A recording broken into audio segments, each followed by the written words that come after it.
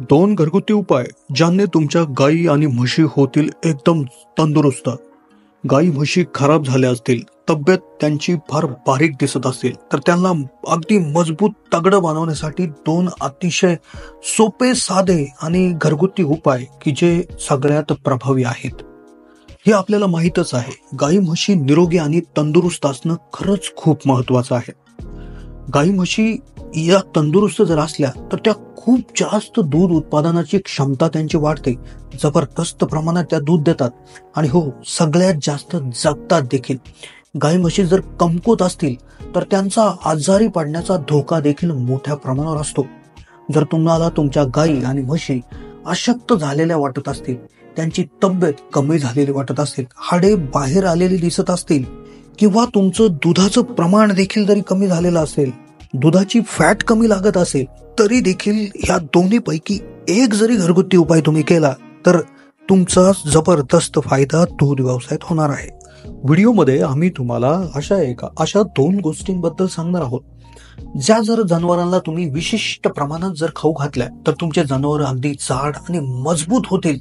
होय, प्राणी असोत किंवा मानव असो, ते जर शारीरिकदृष्ट्या मजबूत असतील तर ते जास्त मेहनत करू शकतात. तसेच निरोगी गायी आणि म्हशींचे मुख्य फायदे म्हणजे ते उत्तम दर्जाचं दूध देऊ शकतात, दुधाची क्वालिटी तसेच दुधाचं प्रमाण देखील मोठ्या प्रमाणात वाढवू शकतात.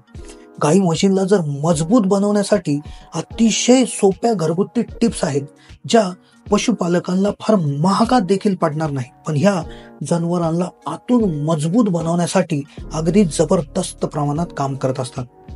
हा उपाय चालू करताच अगदी 2 ते 3 दिवसामध्ये जनावरांची शारीरिक क्षमता सुधारू लागते.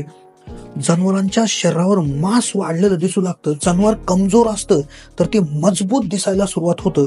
हाडाचे जे काय साचे आहेत ते दिसणं बंद होतं आणि हो, दुधाचं उत्पादन देखील चांगल्या प्रमाणात वाढतं.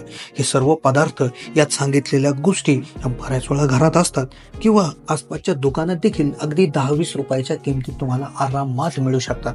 होय, कुठल्याही टॉनिक शिवाय, कुठल्याही डॉक्टरांच्या म्हणजे उपायाशिवाय, महागड्या औषधांशिवाय तुम्ही या उपायाने मोठ्या प्रमाणावर जनावरांचं वजन आणि त्यांची तंदुरुस्ती, दुधाचं प्रमाण वाढवू शकता.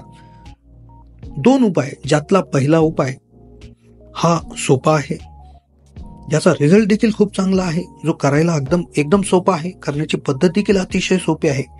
पण 2 नंबरचा उपाय असा आहे की जो सगळ्यात जास्त प्रभावी आहे, ज्याने आतापर्यंत जबरदस्त रिझल्ट हा दिलेला आहे.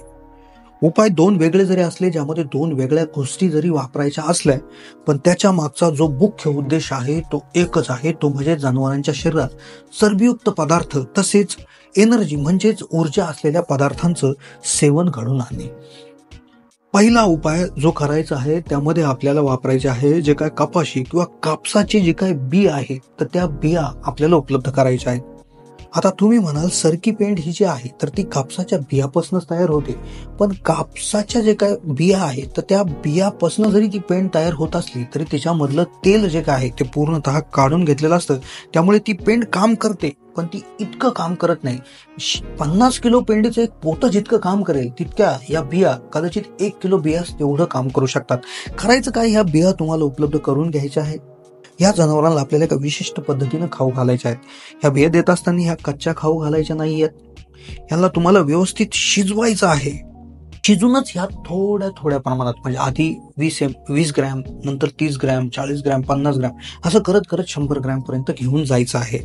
तुम्ही याला एक तर भाजू शकता, भाजून याची पावडर गुळामध्ये मिक्स करून देऊ शकता, तुमच्या चाऱ्यामध्ये टाकू शकता, किंवा तुम्ही याला उकळूनही ते पाणी त्याच्यामध्ये गुळ टाकून तसंही देऊ शकता. होय, हे याची चव थोडीशी कडू असल्यामुळे जनावरं त्याला खायला कदाचित थोडंसं हे करू शकतात, तर तुम्ही तुमच्या पद्धतीनं हे देऊ शकतात. हा उपाय शेतकऱ्यांच्या अनुभवातून आलेला आहे, त्यामुळे याला शास्त्रीय आधार फारसा नाहीये, पण लोकांच्या अनुभवानुसार याला रिझल्ट येत असतो. त्यामुळे उपाय करण्याआधी नक्कीच तुम्ही तुमच्या पशुवैद्यकीय जे काही डॉक्टर आहेत त्यांचा सल्ला घ्यावा. पण दुसरा उपाय जो आहे त्याच्यावर रिसर्च झालेला आहे, त्याच्यावर अभ्यास देखील झालेला आहे, तो म्हणजे सोयाबीन. होय, सोयाबीनला देखील तुम्ही जबरदस्त तुमच्या जनावराला, गाई म्हशीला तगडं बनवण्यासाठी हे करू शकता. यामध्ये काय करायचं आहे, तुम्हाला याची थोडीशी वेगळी पद्धत आहे, कारण की उपायच इतका पॉवरफुल आहे की हा तुमच्या जनावरांचं वजन वाढवेल, त्यांचे जे काही दिसणारे हाडकं आहेत ते दिसणं बंद होतील, अगदी कमजोर असलेलं जनावर अगदी तंदुरुस्त होऊन तरतरी त्याच्यामध्ये येणार आहे. एक विशेष तेज त्याच्या त्वचेवर तुम्हाला पाहायला मिळणार आहे. इतका रिझल्ट तुम्हाला लवकरात लवकर दिसणार आहे. यात काय करायचं आहे, यामध्ये देखील तुम्हाला सोयाबीन जे आहे तर हे भाजून त्या ठिकाणी द्यायचं आहे. विशेष काळजी अशी घ्यायची आहे, सोयाबीन घ्यायचं आहे 100 ग्रॅम, ते भाजायचं आहे. ते तुम्ही चुलीवर किंवा गॅसवर तव्यावर त्या ठिकाणी भाजू शकता. हे भाजत असताना ते फार जळणार नाही याची काळजी घ्यायची आहे. ते भाजल्यानंतर त्याची पावडर तुम्हाला करायची आहे. ही पावडर तुम्हाला 10-10 ग्रॅमच्या पट्टीत 100 ग्रॅम पर्यंत घेऊन जायची आहे. म्हणजे आज 10 ग्रॅम, उद्या 20 ग्रॅम, परवा 30, त्यानंतर 40, अशा पद्धतीने हळूहळू वाढवत नेऊन 100 ग्रॅम पर्यंत द्यायची आहे. ही पावडर ज्यावेळेस तुम्ही द्यायला चालू कराल त्यावेळेस जनावरांच्या आहारामध्ये सोडा तुम्हाला 10 ते 20 ग्रॅम, 30 ग्रॅम त्या ठिकाणी चालू करायचं आहे. कारण की याने ऍसिडिटी वाढत असते. हे सोयाबीन काम फार चमत्कारिक करतं. हे काय करतं, हे बायपास फॅट सारखं काम करतं. म्हणजे जनावरांच्या शरीरात गेल्यावर हे पचन संस्थेला बायपास करून डायरेक्ट रक्तामध्ये त्या ठिकाणी मिक्स होतं. त्यामुळे तुम्ही एखादी पेंड एक पोतं जेवढं काम करत नाही तेवढी मुठभर सोयाबीन जी काय भाजलेली पावडर आहे तेवढी काम करत असते. कारण ती डायरेक्ट जात असते त्याच्या पचन संस्थेला बायपास करून आणि रक्तामध्ये मिक्स होऊन तिच्यामधले सर्वच्या सर्व गुणधर्म जनावरांच्या शरीराला मिळायला सुरुवात होत असते आणि इथूनच सगळी जादू त्या ठिकाणी चालू होत असते आणि तुमची गाय म्हैस त्याच्यामुळे जबरदस्त तंदुरुस्त होत असते.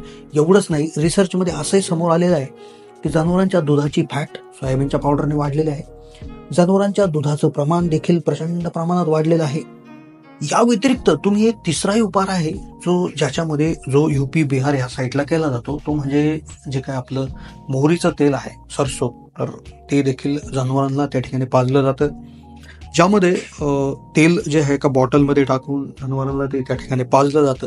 तेल हे देखील एक चरबीयुक्त पदार्थ आहे.